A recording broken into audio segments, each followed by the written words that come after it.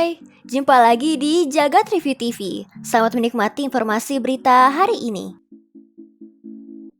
Infinix nyapa kita lagi nih dengan laptop tipisnya InBook X3 Slim. Gak cuma bodi yang tipis, tapi juga bawa spesifikasi mumpuni termasuk prosesor Intel generasi ke-12. Infinix InBook X3 Slim ini punya ketebalan cuma 14,8 mm, sementara bobotnya di angka 1,24 kg aja dengan bodi berbahan aluminium alloy. Nah, ukuran layarnya sendiri adalah 14 inci yang punya resolusi Full HD. Infinix bikin bezel layar InBook X3 Slim ini cukup tipis, terutama di bagian samping. Ada webcam 720p di bagian atas dengan dual star LED buat keperluan meeting virtual. Konektivitas punya dukungan Wi-Fi 6 dan Bluetooth 5.1. Buat audionya, percayakan aja sama dual speaker stereo DTS. Baterai yang disematkan berkapasitas 50 Wh.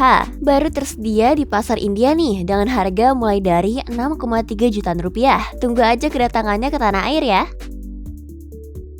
Lenovo baru aja ngumumin laptop gaming flagship terbaru mereka, yakni Legion 9i. Laptop ini mengusung spesifikasi terbaik saat ini, termasuk Intel Core i9 13980HX dan GeForce RTX 4090 16GB dengan teknologi water cooling yang diklaim tertipis di dunia. Sistem water cooling inovatif ini bisa bikin Legion 9i tetap jadi laptop gaming ramping dengan ketebalan cuma 19,8 mm, meskipun pakai jeroan yang super gahar. Lebih lanjut, bagian cooling ini pakai 3 buah kipas. Layarnya sendiri berukuran 16,3 inci dengan panel IPS yang beresolusi 2K dan punya variable refresh rate mencapai 165 Hz. Kapasitas baterai yang dikasih juga terbilang besar banget dengan spesifikasi 4 sel 99,9 Wh. Sayangnya nggak ada kabar lebih lanjut soal tanggal rilisnya nih, tapi kemungkinan dalam waktu dekat ini.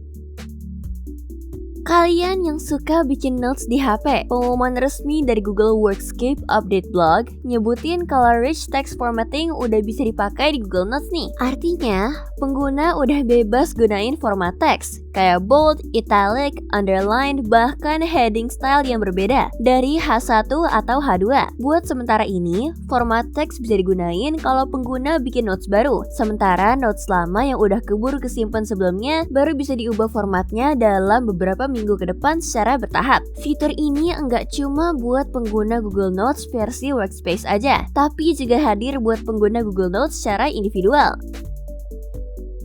Layanan cloud Dropbox bakal berhentiin fitur penyimpanan nggak terbatas alias unlimited buat paket advance. Gara-gara banyak yang lakuin penyalahgunaan dari layanan ini.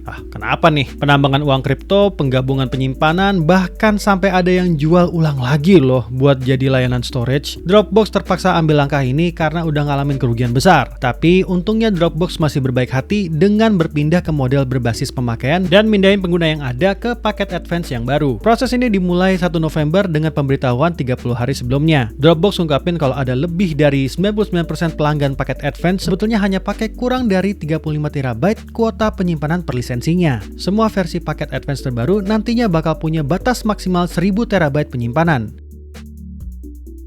Nvidia mengumumkan teknologi terbaru mereka yaitu DLSS 3.5. Salah satu fitur utama yang sangat ditunggu adalah Ray Reconstruction Technology. Fitur ini berguna untuk memperbaiki tampilan elemen ray tracing pada game. Di generasi sebelumnya, ray tracing tidak dapat menghitung setiap pixel dalam setiap bingkai secara langsung. Jadi, DLSS 3.5 hadir untuk meningkatkan tampilan ini. Peningkatan lainnya yaitu fitur denoiser baru yang bekerja bersama DLSS 2 upscaling memberikan hasil gambar yang lebih baik. Fitur ini menggunakan tensor cores sehingga bisa kompatibel untuk dipakai pada GPU GeForce RTX Turing dan versi paling baru. Walaupun DLSS 3.5 ini menambah berbagai macam fitur baru, hal tersebut hanya meningkatkan kualitas detail pada gambar. Tidak ada perubahan frame rate sama sekali. Uniknya, DLSS 3.5 tidak hanya dipakai untuk game, tapi bisa dipakai dalam renderer profesional seperti Nvidia D5. DLSS 3.5 akan hadir lewat update driver untuk semua GPU GeForce RTX.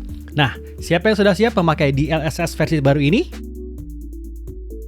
AMD resmi meluncurkan dua graphic card terbaru mereka, yaitu RX 7800 XT dan RX 7700 XT. Lewat kedua produk ini, AMD memperkenalkan model GPU baru bernama Navi 32. GPU Navi 32 memiliki hingga 60 compute unit dan bus memory 256 bit, serta dilengkapi dengan 64 MB Infinity Cache. Untuk spesifikasi dua GPU tersebut, RX 7800 XT menggunakan konfigurasi penuh dari GPU ini, yaitu dengan 60 compute unit dan 128 AI accelerator, 16 GB memori GDDR6 yang berjalan pada kecepatan 19,5 Gbps melalui bus 256 bit. Walaupun mempunyai 12 compute unit lebih sedikit dibandingkan pendahulunya, tapi kecepatan clock GPU RX 7800 XT ini mencapai hingga 2430 MHz dan mempunyai konsumsi daya sebesar 263 Watt. Sedangkan RX 7700 XT dengan 54 compute unit dan 108 AI accelerator memiliki peningkatan jauh lebih baik dibandingkan generasi sebelumnya dengan 40 compute unit. Model ini juga menggunakan 12 GB memori GDDR6 melalui bus 192 bit dan mempunyai clock speed 18 Gbps. RX 7700 XT mempunyai konsumsi daya sebesar 245 Watt, 15 Watt lebih besar dibandingkan dengan pendahulunya. Baik RX 7800 XT maupun RX 7700 XT akan mendukung DisplayPort 2.1. Secara performa, AMD mengklaim kalau RX 7800 XT rata-rata akan unggul 3,5% dibandingkan dengan GeForce RTX 4070 pada game 1440p. Walau RX 7700 XT mereka diyakini 12% lebih cepat secara rata-rata dibanding dengan GeForce RTX 4060 Ti 16GB. AMD akan meluncurkan RX 7800 XT dengan harga $499 atau sekitar 7,6 juta rupiah. Sedangkan RX 7700 XT akan dijual dengan harga $449 atau sekitar 6,8 juta rupiah. Kedua kartu akan mulai dipasarkan pada tanggal 6 September 2023. Apakah kalian tertarik dengan dua graphic cards AMD baru ini atau lebih memilih RTX 40 series dari Nvidia? Jadi, gimana menurut kamu berita hari ini? Ingin selalu up to date dengan informasi teknologi terkini? Jangan lupa subscribe dan follow Jagat Review ya. Sampai jumpa di informasi menarik selanjutnya.